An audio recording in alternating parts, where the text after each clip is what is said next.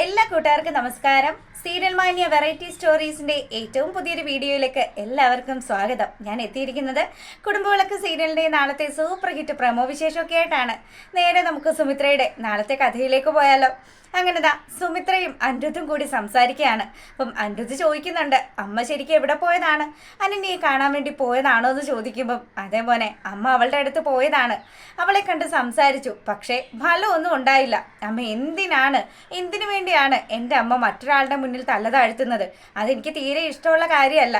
ഇനി മേലാൽ എൻ്റെ അമ്മ അനന്യയെ തേടി അവളുടെ വീട്ടിലേക്ക് പോവേണ്ട ആവശ്യമൊന്നുമില്ല. അമ്മയ്ക്കറിയാലോ, അവൾ അവളുടെ അമ്മ പറയുന്ന കാര്യങ്ങളെ മാത്രമേ കേൾക്കുകയുള്ളൂ. അതിനപ്പുറം അവൾക്ക് യാതൊരു തീരുമാനങ്ങളും ഇല്ല. അങ്ങനെയുള്ള അനന്യ ഇനി സ്വന്തമായിട്ട് ഈ വീട്ടിലേക്ക് ഞങ്ങളോടൊപ്പം താമസിക്കണമെന്നുള്ള ചിന്തയോടുകൂടി വന്നാൽ മാത്രമേ ഞാൻ സ്വീകരിക്കൂ എന്നുള്ള കാര്യം അനിരുദ്ധ് സുമിത്രയോട് പറയുകയാണ്. അപ്പം സുമിത്രയാണെങ്കിലോ, മോനെ നിന്റെ ഭാഗത്തും ഒരുപാട് തെറ്റുകളുണ്ട്. നീ അങ്ങനെയൊക്കെ ആ സമയത്ത് പെരുമാറിയത് കൊണ്ട് മാത്രമാണ് അവളും ഇപ്പം ഈ രീതിയിലൊക്കെ പെരുമാറുന്നത്. അതുകൊണ്ട് മോൻ ദയവ് ചെയ്ത് അമ്മ പറയുന്ന കാര്യങ്ങളൊക്കെ കേൾക്കണം. അനന്യ മടങ്ങി ഈ വീട്ടിലേക്ക് തന്നെ വരും. നീ ഒന്ന് ആലോചിച്ച് നോക്ക്. നമ്മുടെ കുഞ്ഞ് സ്വരമോള് ഇപ്പോഴും അനന്യയെക്കുറിച്ച് തന്നെയല്ലേ തിരക്കിയത്. മമ്മി എപ്പോൾ വരും, മമ്മി വന്നോ എന്നൊക്കെയാണ് അവൾ ചോദിച്ചത്. അപ്പം അവൾക്ക് എത്രമാത്രം അവളുടെ മമ്മി അവൾ മിസ് ചെയ്യുന്നുണ്ട്. അതുകൊണ്ട് എൻ്റെ മോൻ അമ്മ പറയുന്ന കാര്യങ്ങൾ കേൾക്കണം. അനന്യമായിട്ടുള്ള ദേഷ്യമൊക്കെ മാറ്റി വെച്ചിട്ട് നീ അവളുമായിട്ട് ഒരുമിക്കണം എന്നുള്ള കാര്യമൊക്കെ സുമിത്ര പറയുകയാണ്. പിന്നീട് നമ്മളെ കാണിക്കുന്നത് സരസ്വതി അമ്മയാണെങ്കിലോ തുണിയൊക്കെ മടക്കി വെക്കുകയാണ്. അപ്പം ശീതളിൻ്റെ മുറിയിൽ നിന്ന് മാറാനേ സരസ്വതി അമ്മയ്ക്ക് ഇപ്പം നേരമില്ല. കിട്ടിയ തക്കത്തിന് സച്ചിനെ റൂമിൽ കയറ്റി കൊടുത്തതാണല്ലോ ആള്. അതുകൊണ്ട് തന്നെ സരസ്വതി പറയുന്നുണ്ട്, മോളെ ശീതളെ, എത്രയൊക്കെ വന്നാലും നിന്റെ അച്ചമ്മയാണ് ഞാൻ. നിന്റെ കണ്ണ് കലങ്ങി കഴിഞ്ഞാൽ എനിക്കും പൊള്ളും. അതുകൊണ്ട് അച്ചമ്മ പറയുന്ന കാര്യങ്ങൾ മോള് കേൾക്കണം. നിന്റെ അമ്മ കാര്യങ്ങൾ പരിഹരിക്കാം, പ്രശ്നം പരിഹരിച്ച് നിന്നെയും സച്ചിനെയും കൂടി ഒരുമിപ്പിക്കാം എന്നൊക്കെ പറയുമെങ്കിലും അവൾ ഇതുവരെ നിനക്ക് വേണ്ടി ഒരു കാര്യവും ചെയ്തിട്ടില്ല. നീ തന്നെ ആലോചിച്ച് നോക്ക്. അന്ന് തന്നെ അത്ര വലിയ വിഷയമൊക്കെ ഉണ്ടായി. സച്ചിൻ നിന്നെ തിരക്ക് ഈ വീട്ടിൽ വന്നപ്പോൾ പോലും സുമിത്ര ഒരക്ഷരം പോലും മിണ്ടിയില്ല. അവൻ ഈ വീട്ടിൽ നിന്നും ആട്ടി ഇറക്കാനാണ് അവൾ ശ്രമിച്ചത്. മോളെ, നിനക്ക് അവനെ എപ്പോൾ കാണണമെന്ന് തോന്നിയാലും ഈ അച്ചമ്മ അതിന് വേണ്ടുന്ന സാഹചര്യം ഇണക്കി തരും. ഇന്ന് അവൻ നിന്നെ കണ്ടതുപോലെ തന്നെ ഇനിയും അവസരങ്ങൾ ഉണ്ടാവും.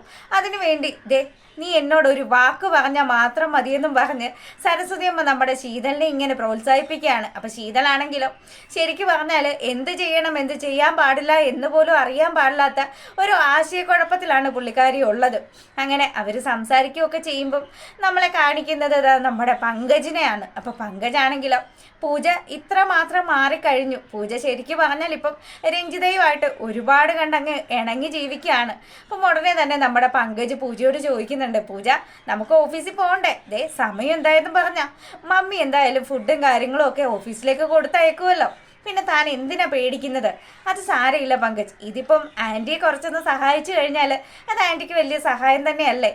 ഞാൻ എൻ്റെ വീട്ടിൽ എൻ്റെ അമ്മയുടെ അടുത്ത് ഓരോ ജോലിയൊക്കെ ചെയ്യാൻ ചെല്ലുമ്പോഴത്തേക്കിനും അമ്മ പറയും സ്നേഹം കൊണ്ടാണ്, എന്നാലും അമ്മ പറയും പൂജ നീ ഒന്നും ചെയ്യണ്ട, ഇതെല്ലാം അമ്മ തന്നെ കണ്ടറിഞ്ഞ് ചെയ്തോളാന്ന്. എന്നാലും എൻ്റെ അമ്മയെ സഹായിക്കേണ്ടത് എൻ്റെ ഉത്തരവാദിത്വമല്ലേ.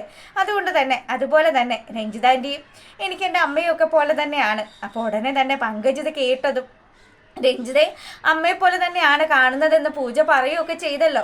അതിൻ്റെ വെളിച്ചത്തിൽ നീ ഇപ്പം നിൻ്റെ അമ്മയെ വെറുത്ത് തുടങ്ങിയെന്ന് ചോദിക്കുകയാണ്. അപ്പോൾ പങ്കജിൻ്റെ ആ ഒരു കണക്ക് കൂട്ടലും ചോദ്യം ഇച്ചിരി അധികപ്പറ്റായി പോയത് കൊണ്ട് തന്നെ പൂജയാണെങ്കിൽ അതിന് മറുപടി പറയുകയാണ്, അതെ പങ്കജ്, നിൻ്റെ അമ്മയോട് ഞാൻ സ്നേഹമൊക്കെ കാണിക്കുന്നുണ്ട്. അവർ എൻ്റെ അച്ഛൻ്റെ പെങ്ങളായതുകൊണ്ട് മാത്രമാണ്, അല്ലാതെ വേറൊരു കൺസിഡറേഷനും ഇല്ല. പിന്നെ എൻ്റെ അമ്മയെ വെറുക്കാനായിട്ട് ഈ ജീവിതകാലം മുഴുവനും എനിക്ക് ഒരിക്കലും സാധിക്കുന്ന കാര്യമല്ല. എൻ്റെ അമ്മ എൻ്റെ പ്രാണവായു ഉള്ള അത്രയും കാലം എൻ്റെ അമ്മ സുമിത്രാമ്മ തന്നെ ആയിരിക്കും എന്നുള്ള കാര്യവും ഇവൾ പറയുന്നുണ്ട്. അപ്പോൾ ഇത് കേട്ടപ്പോൾ പങ്കജിന് ചോദിച്ച ചോദ്യം പെശകായി പോയോ എന്നൊരു സംശയമൊക്കെ ഉണ്ട്. പങ്കജാണെങ്കിലോ സോറി പൂജ, നിനക്ക് വിഷമമായെങ്കിൽ സോറി കേട്ടോ. അത് സാരമില്ല, പങ്കജ് അറിയാണ്ട് ചോദിച്ചു പോയതല്ലേ. എന്തായാലും എനിക്ക് എൻ്റെ അമ്മയെ കാണാതെ ഇരിക്കാനോ സംസാരിക്കാതെ ഇരിക്കാനോ ഒന്നും സാധിക്കില്ല. അമ്മ എപ്പോഴും എൻ്റെ ഹൃദയത്തിൽ തന്നെ ഉണ്ട്. എപ്പോൾ കാണണമെന്ന് തോന്നിയാലും ഞാൻ എൻ്റെ അമ്മയെ പോയി കാണുമെന്നുള്ള കാര്യമൊക്കെ പൂജ പറയുകയാണ്.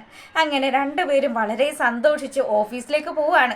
അപ്പോൾ ഈ സമയത്താണെങ്കിലോ നമ്മുടെ രഞ്ജിതയാണെങ്കിൽ രവീന്ദ്രനോട് പറയുന്നുണ്ട്, രണ്ടുപേരും എന്തായാലും പോയിട്ടുണ്ട്, പോയ സമയത്ത് അവരുടെ ആ ഒരു ഇണക്കവും അതുപോലെ സ്നേഹവും ഒക്കെ കണ്ടു കഴിയുമ്പോഴത്തേക്കിനും പെട്ടെന്ന് തന്നെ ഇവരുടെ വിവാഹം നടത്തണം. എന്തായാലും പൂജയോട് മനസ്സ് തുറന്ന് സംസാരിക്കാൻ പങ്കജിനെ കണ്ടെന്ന് പറയണമെന്നൊക്കെ രഞ്ജിത പറയുകയാണ്.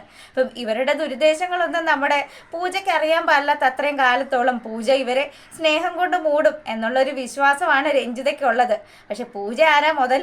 പൂജ ഇവരെയൊക്കെ അളന്ന് കുറിച്ച് ആണ് ആ വീട്ടിൽ നിൽക്കുന്നത് തന്നെ. അങ്ങനെ ആ ഒരു സീനൊക്കെ കഴിയുമ്പോൾ നമ്മുടെ സ്വരമോളും അതുപോലെ തന്നെ സുമിത്രയും കൂടി സംസാരിക്കുകയാണ്. അച്ഛമ്മ അച്ഛനോട് എന്തോ രഹസ്യമൊക്കെ പറഞ്ഞല്ലോ, എന്നെ അതിന് വേണ്ടിയിട്ടല്ലേ ഇവിടുന്ന് പറഞ്ഞു വിട്ടേന്ന് ചോദിക്കുമ്പോൾ മോൾ അറിയാവുന്ന കാര്യങ്ങൾ മാത്രം മോൾ അറിഞ്ഞാൽ മതി. പിന്നെ മോളോട് ഇപ്പം അച്ഛമ്മയ്ക്ക് ഒരു കാര്യം പറയാനുണ്ട്. അച്ഛമ്മ പറയുന്നത് പോലെയുള്ള കാര്യങ്ങൾ മോള് ചെയ്യുമെന്ന് ചോദിക്കുമ്പോൾ സ്വര പറയുന്നുണ്ട്, എന്ത് കാര്യാ? ദേ മോളുടെ മമ്മിയെ വീട്ടിൽ നമുക്ക് എത്തിക്കണ്ടേ?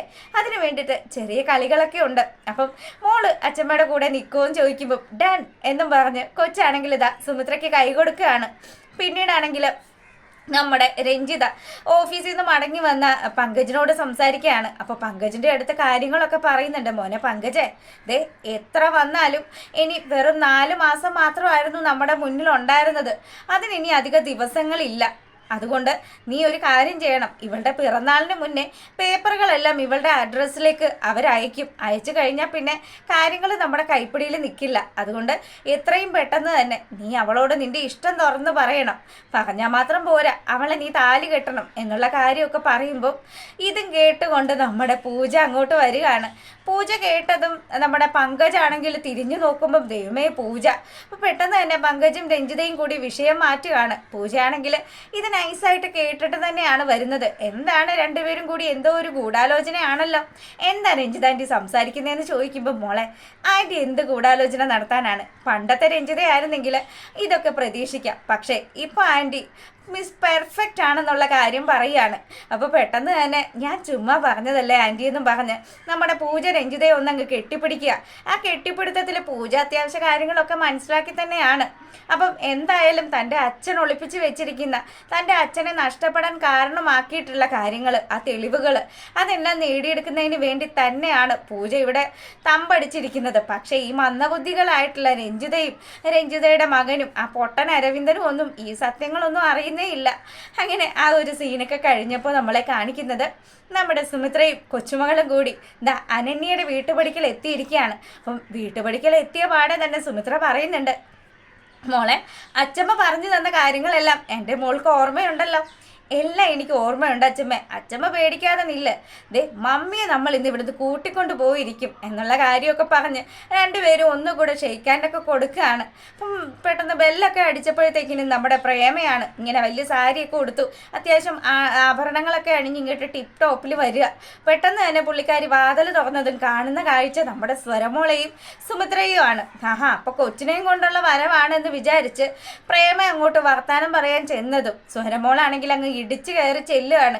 അങ്ങ് മാറി നിന്നേന്നും പറഞ്ഞ് പ്രേമയുടെ കൈക്ക് ഒരു നുള്ളും കൊടുത്ത് കൊച്ച് ആ കൈ ഇങ്ങനെ തടുത്ത് വെച്ചിരിക്കുന്നതിൻ്റെ ഇടയിൽ കൂടി അങ്ങ് പോയപ്പോഴത്തേക്കിനും പ്രേമയാണെങ്കിലോ എടി നീ ഇതെങ്ങോട്ടാ ഈ ഇടിച്ചു കയറി പോകുന്നതെന്നും പറഞ്ഞ് കൊച്ചിന് പിന്നാലെ പോയപ്പം ആ ഗ്യാപ്പിൽ നമ്മുടെ സുമിത്രയും വീട്ടിനകത്ത് കയറി. ഇനിയിപ്പം നേരെ പോയി അനന്യയെ കാണാമല്ലോ. അങ്ങനെ കുഞ്ഞ് നേരെ പോകുന്നത് തൻ്റെ മമ്മിയുടെ അടുത്തേക്കാണ്. മമ്മിയുടെ അടുത്തേക്ക് ചെന്നതും കുഞ്ഞ് ഓടിപ്പോയി നമ്മുടെ അനന്യയെ കെട്ടിപ്പിടിച്ചപ്പം അനന്യയാണെങ്കിലോ സ്വര നീ എപ്പോൾ വന്നു എന്നൊക്കെ ചോദിക്കുകയാണ്. മമ്മി ഞാൻ ഇപ്പോൾ വന്നതേ ഉള്ളൂ, മമ്മിയെ കാണാഞ്ഞിട്ട് എനിക്ക് ഒരു സമാധാനം ഇല്ല, എൻ്റെ ചക്കര മമ്മിയല്ലേ എൻ്റെ കൂടെ വരുമോ എന്നൊക്കെ ചോദിച്ചു സ്വരമോള് നമ്മുടെ അനന്യയെ സോപ്പിടുകയാണ്. പെട്ടെന്ന് തന്നെ സുമിത്രയും അങ്ങോട്ട് ചെന്നു. അമ്മ വന്നതും നിൻ്റെ മോള് വന്നതും നിന്നെ കൂട്ടിക്കൊണ്ട് പോകാൻ തന്നെയാണ്. അനിരുദ്ധനും സമ്മതമാണ്. എന്തുകൊണ്ടും നീ മമ്മീൻ്റെ കാര്യങ്ങളൊക്കെ കേട്ട് ഇവിടെ നിൽക്കാതെ ഞങ്ങളോടൊപ്പം തിരികെ വരണം എന്ന് തന്നെ സുമിത്ര പറയുകയാണ്. അപ്പോൾ പെട്ടെന്ന് തന്നെ ഇടിച്ചു കയറി തന്നെ നമ്മുടെ പ്രേമ ഈ റൂമിലെത്തിയതും പ്രേമ പറയുന്നുണ്ട്, അല്ല ഇതെന്താ വെള്ളരിക്ക പട്ടണോ? നിന്നോട് ഞാൻ പറഞ്ഞതാണ് ഇവള് വന്നു കഴിഞ്ഞാൽ ഇവളുടെ അടുത്ത് സംസാരിക്കരുതെന്ന്. എന്നിട്ട് ഞാൻ പറഞ്ഞ വാക്ക് കേൾക്കാതെ നീ ഇവളോടും നിന്റെ കുഞ്ഞിനോടും ഒക്കെ സംസാരിക്കുന്നുണ്ടല്ലോ.